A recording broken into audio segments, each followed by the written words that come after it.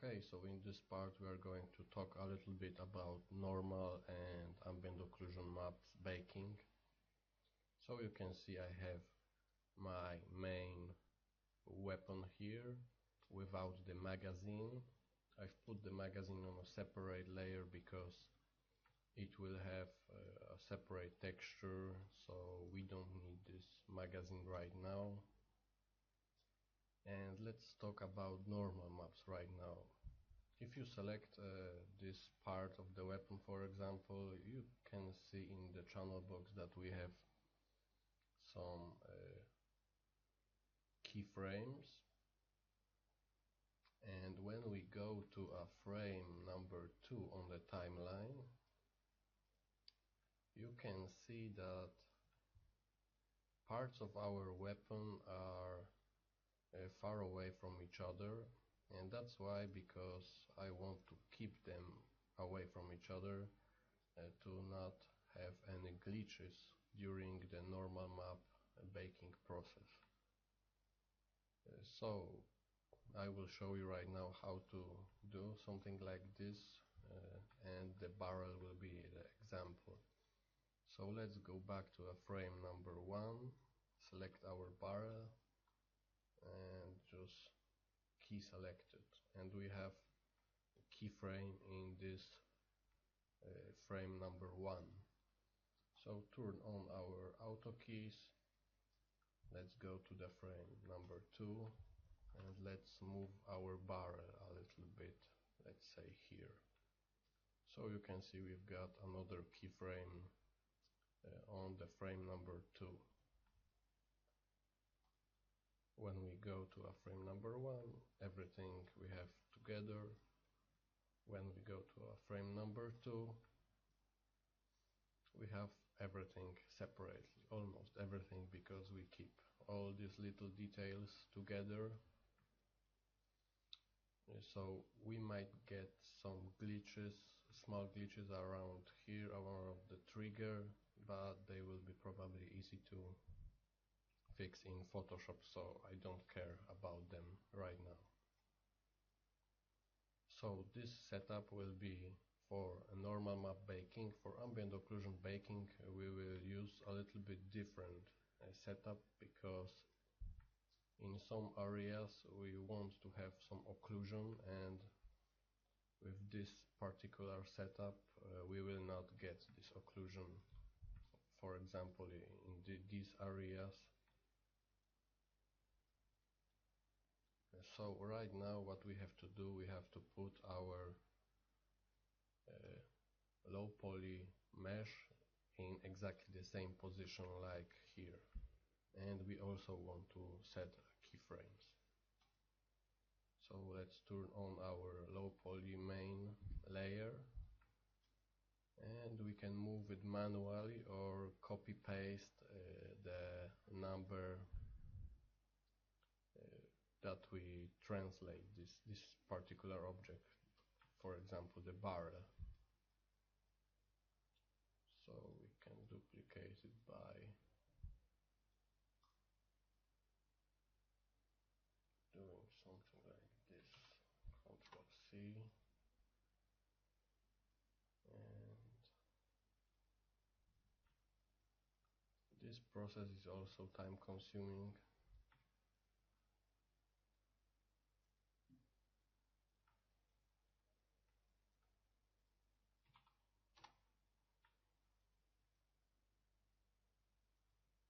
And you can see we have our barrel, low poly barrel, on the position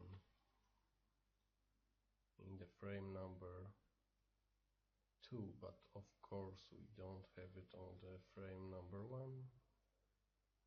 Let's fix this.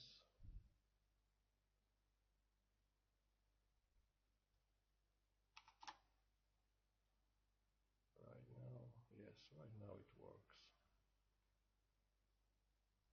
So let's do another object, for example this one. Let's go to frame 2. Actually,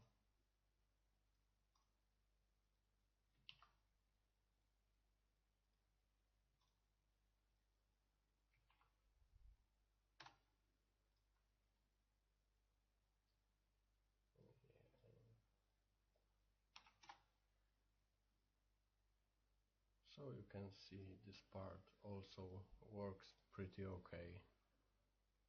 I will repeat this part for the rest of the parts and I will go back. Okay, so now you can see that all parts are moving. The gray wireframe represents our low poly mesh. So you can see this is our high poly mesh moving, and this is our low poly mesh is also moving. So let's prepare our high poly mesh for exporting, and let's turn on this layer. And what I will do is just selecting the all high poly parts, Ctrl D on your keyboard, and I will put everything in new layer, and I call this layer high poly to export, and add these parts to this layer. You can hide the main high poly layer. So we have all parts on the new layer. I will merge them or combine, and we have to apply a smooth for this because everything is sharp right now, so we have to subdivide this.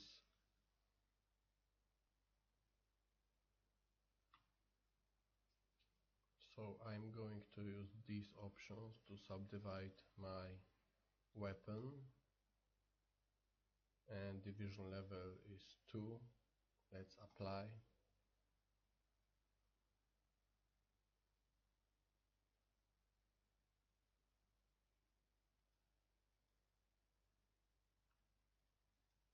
Right now everything is smooth and clean, but of course we have pretty big number of the polygons in the viewport, so it might be a little laggy. Let's export this.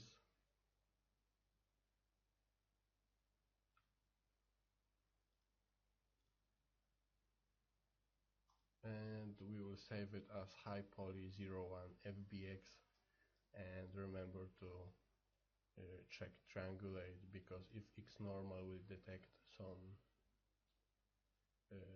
non-quad polygons, it will give us an error.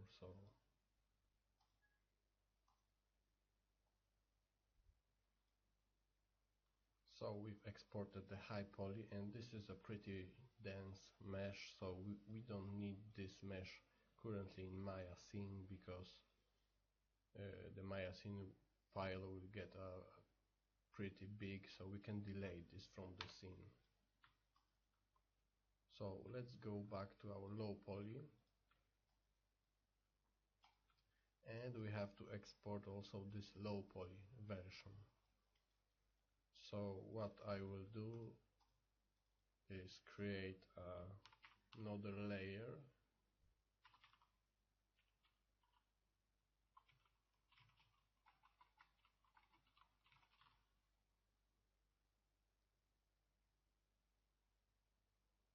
I will call this layer cage.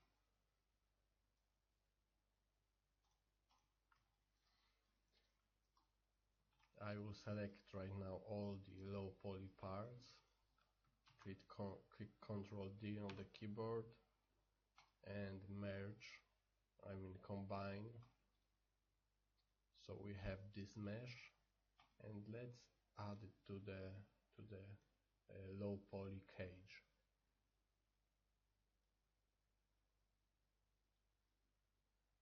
So let's turn off the low poly main, and of course it should be on that position. So this is our low poly, and this will be also our cage. So right now we need a low poly file. So let's export it, and this time let's leave a triangulate unchecked. low poly 01, that's the name of the file, and fbx also.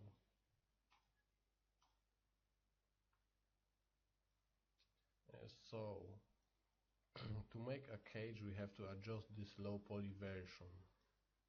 What I will do right now is go to Hypershade and find a transparent Lambert material. I will apply this transparent Lambert material to our model. Let's make it a little bit brighter. Something like this will be okay probably.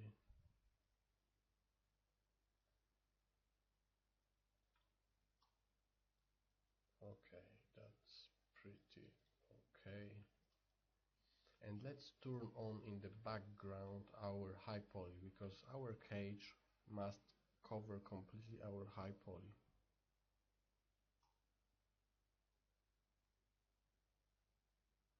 So in the background I mean to turn on this layer as a reference, so we are unable to select the high poly, but we can adjust our cage.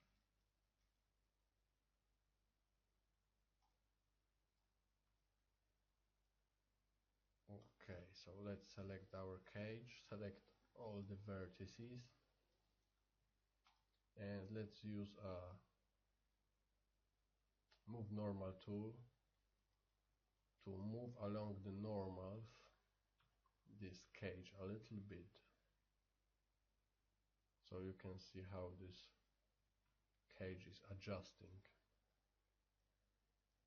So it's surrounding the high poly. And let's leave it with this very low number, and let's search for any kind of problems. And you can see the problem is that high poly is going through our cage, so it's a problem. The normal map or the ambient occlusion map will not bake properly, so we have to move this cage a little bit here.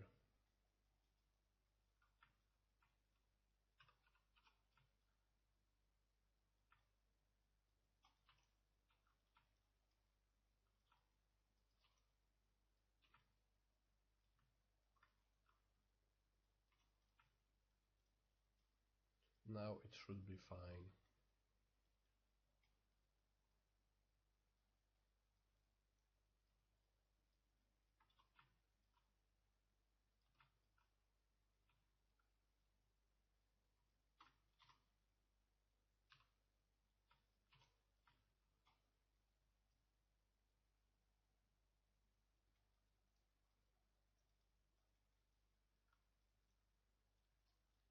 So I can see a few bugs. For example, this screw is not completely covered. We can expand this.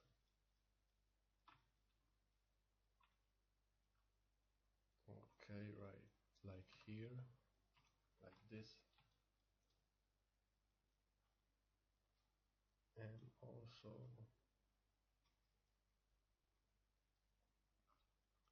something like this is also a problem, but in this case, when I expand this cage around this part, uh, it might cause some problems for the front part of the barrel. So what I will do, I will just bake this part alone later to make it work okay. For now, let's leave it like this. We can adjust this a little bit inside, but on the outside I would leave it alone.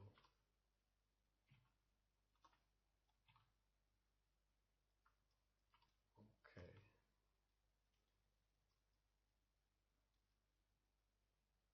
The other parts are pretty okay to me. So actually let's export this.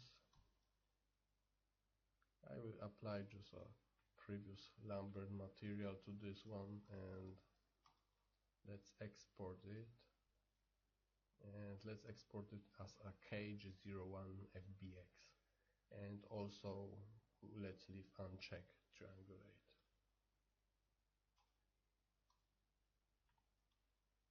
Okay, so this is our cage, and this is our low poly version. Let's go to the XNormal, and I have done some tests, so I have here a couple of things. So to the low definition mesh, let's add our low poly 01 or the high poly 01, and let's go back to low definition mesh, select this one, and let's browse external cage file. Okay, let's check our baking options. Let's maybe increase anti-aliasing to 4. It's just a test bake, so we can leave it with the lower number, but let's set it to 4. We will see what we will get.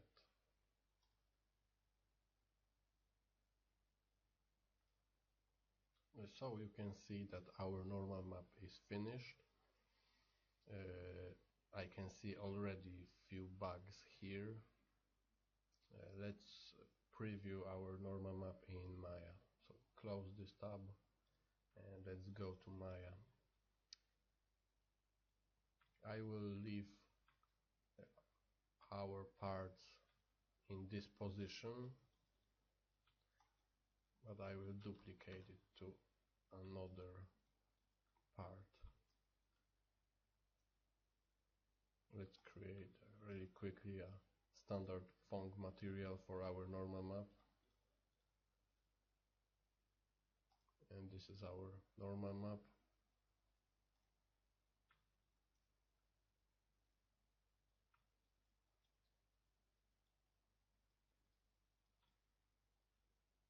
So you can see our normal map works.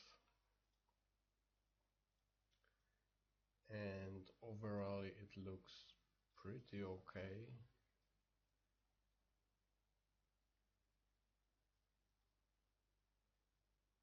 Of course we will have some bugs.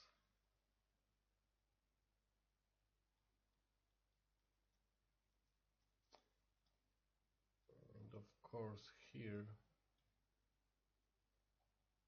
it's looking a little bit weird, but it's working, I think.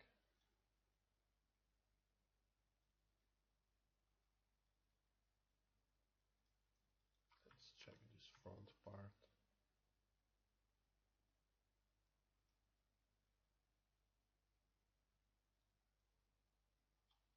Let's see our barrel. So you can see that we don't have this little part, but this can be fixed a little bit later.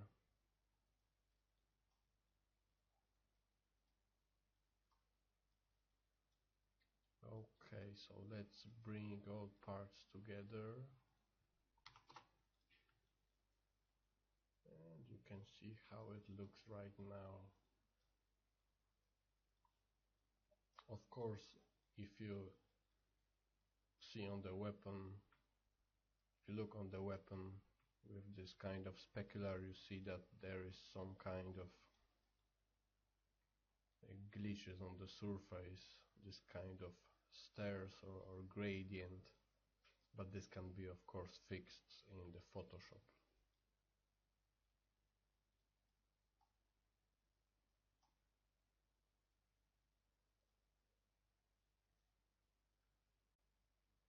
Okay, so after baking our normal maps successfully, we can start working on our ambient occlusion map. For ambient occlusion maps, the workflow is completely the same. The only difference is at the beginning, where we put these parts far away from each other, so we don't need to move that many parts like in normal maps case.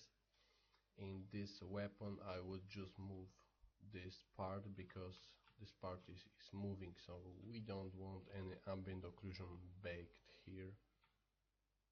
So this part definitely, probably this part, because we can move it here, so we don't want any ambient occlusion. Of course this one, because it can move like here, so we don't want below this part any shadowing. And maybe this part, because it also can be moved.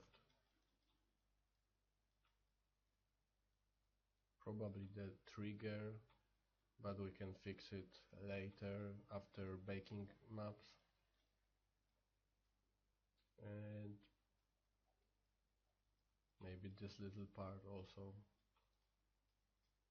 And I think that's it. Definitely we don't want to move these parts, because we want some ambient occlusion between them, some shadows, so everything should stay as it is right now. So the rest of the process is the same, so I will skip it. I will show you the final ambient occlusion map. Of course you have to do the cage for this, and I will show you the options for ambient occlusion. Tests of ambient occlusion you can do even on 32 rays, but for the final results some people are using even 500 or something like this. You can use jitter for a little bit noisy results, and if you uncheck jitter you will get smoother results.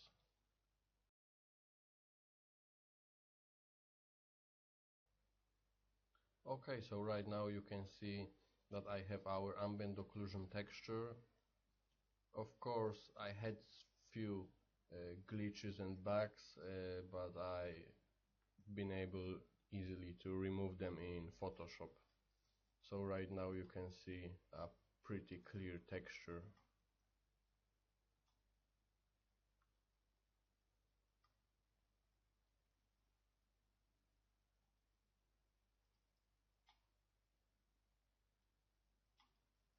I can show you right now how the texture looks in Photoshop.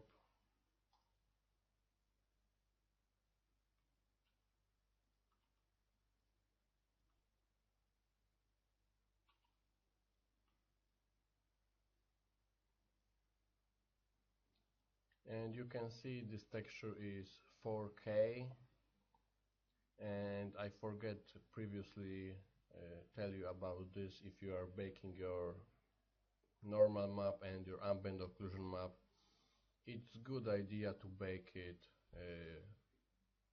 bigger than it will be used in game, for example. So if you are going to use 2K texture in your game, it's good idea to bake 4K textures, and then after finishing your texturing process you can scale it down to lower size.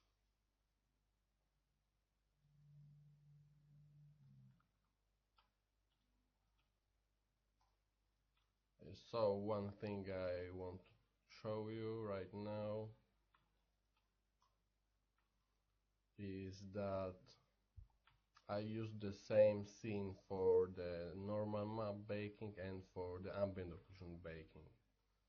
So if you remember, in frame 1 we have everything on the place like it is right now. If I go to the frame 2, we have our setup for normal map baking, and in frame 3 I've created our setup for the ambient occlusion baking. so I have everything in one scene. So let's see this also with the normal maps.